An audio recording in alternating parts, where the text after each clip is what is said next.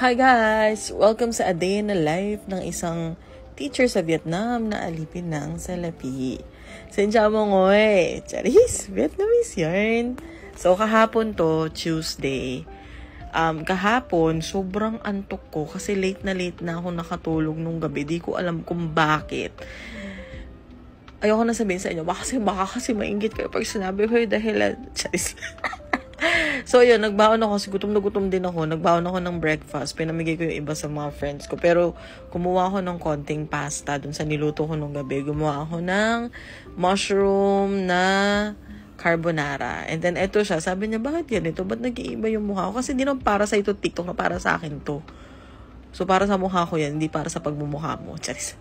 Wala siyang pasok. So, kahit wala siyang pasok, hinahatid pa rin niya ako sa school. Arte. Kaso nga lang, on the way to school at pauwi talaga, day. Pag talaga nakaangkas ka talaga sa kanya, kahit may gagawin niya kay ate, parang nanggigil talaga ako sa kanya ng mga part na yun. Kasi parang, ano ba, ang goal natin ay makapasok, hindi makapasok sa heaven, sa work. Pagdating sa work, eto na, dahil antok ko, una kong ginawa, nagtimpla ng kape at kinain ko yung carbonara na yung kalahati binigay ko sa friend ko. So, yung kape ko, meron na yung 3-in-1 na matapang. Pero dinagdagan ko pa ulit ng kape kasi nga gusto ko ng strong. Gusto ko talaga magising.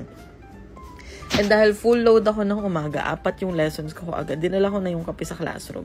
Chill lang naman yung klase ko this time kasi finishing of projects lang yung mga bata at submission. As in, all I have to do is umupo and tingnan kung okay sila at kung nagagawa nila maayos. Then after nun, ayun, nag-lunch na kami. Di ko alam anong tawag sa lunch. And then meron akong break time. Meron akong 2 period na break time. And ginamit ko yung time to print out and mag-prepare para dun sa afternoon club or klasiko. Yes, girl. So, yung afternoon club, nagtuturo ako ng ESL, math, and science. And then ito, break time. Habang naghintay ako sa last class ko na grade 3, may dumating na isang grade 4 and pinakita niya yung project na nagulat ako kasi ang project lang naman namin ay Earth Data Station sa mga magtatrack ng whales. Ang goal lang dito ay ma-connect mo lahat ng mga devices to the proper network like wire, wireless, switch, server, mga ganyan transmitter, tag kung ano-anong pinaglalagay niya, be! Then, ayun na, nung after na noon, mga 3:10, nag-end na yung class. Then sabi ko, syempre, ayusin lahat, ipush lahat ng chair. Pero syempre, may mga bata pa rin na hindi ipupush ang lahat ng chairs. Sobrang excited nila kasi nga, reunification day nila today, Wednesday, April 30. It's their 50th anniversary na natapos yung war, American-Vietnamese War, and war between the South and the North Vietnam. Ito yung day na reunified ang South and North, and sobrang saya nila.